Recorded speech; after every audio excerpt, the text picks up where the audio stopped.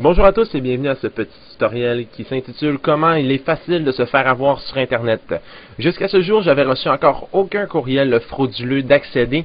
Eh bien, aujourd'hui, j'en ai reçu un dans ma boîte de réception Windows Live Mail et j'ai décidé de monter ce petit tutoriel afin de vous montrer comment il peut être facile de pouvoir se faire dérober de l'argent facilement. Alors, tout d'abord, voici ici ma boîte de courriel. Comme on peut voir ici,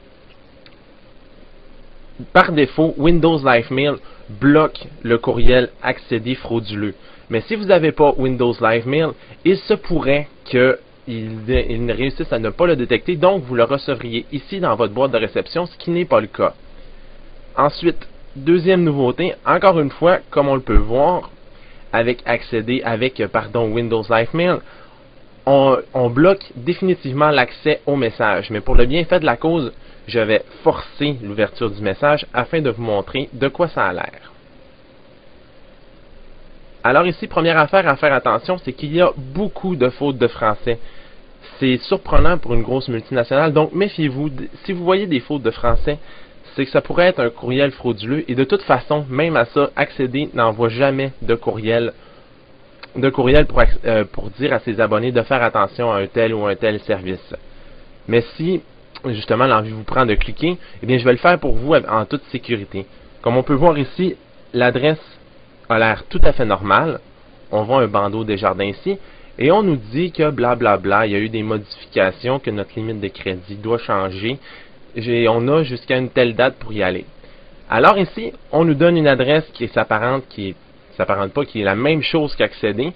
Alors quand on clique dessus, encore une fois, si vous avez Windows XP Service Pack 2, on bloque l'accès à cette page-là.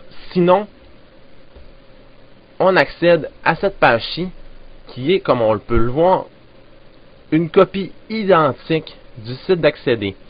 Mais, il est important de regarder ici, dans l'adresse, on peut voir qu'il y a deux choses qui clochent. De un, l'icône ici devrait être une icône de page Internet normale.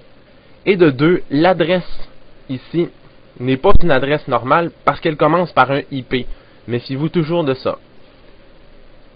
Encore pour les bienfaits de la cause, juste pour vous montrer comment ce n'est pas une vraie page d'Accéder, je vais rentrer un compte bidon.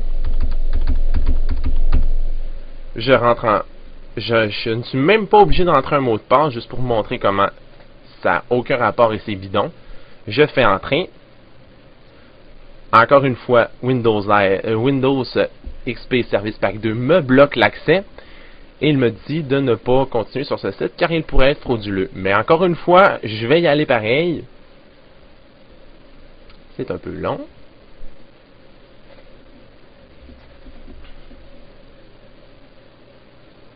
Et voilà.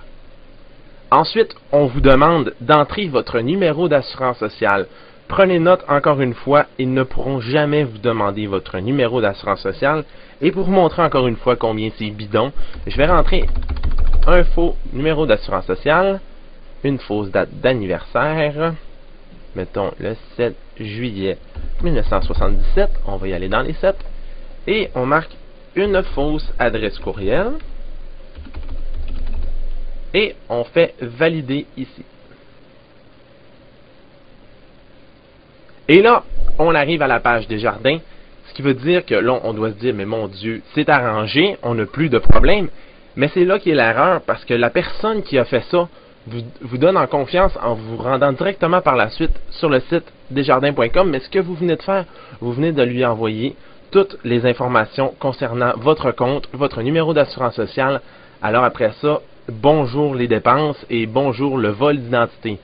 Alors la prochaine fois, quand vous recevrez un courriel Accéder, méfiez-vous et ignorez-le toujours, car Desjardins ne peut pas communiquer avec vous par voie de courriel. Bonne journée et ou bonsoir, et j'espère que vous avez apprécié ce tutoriel.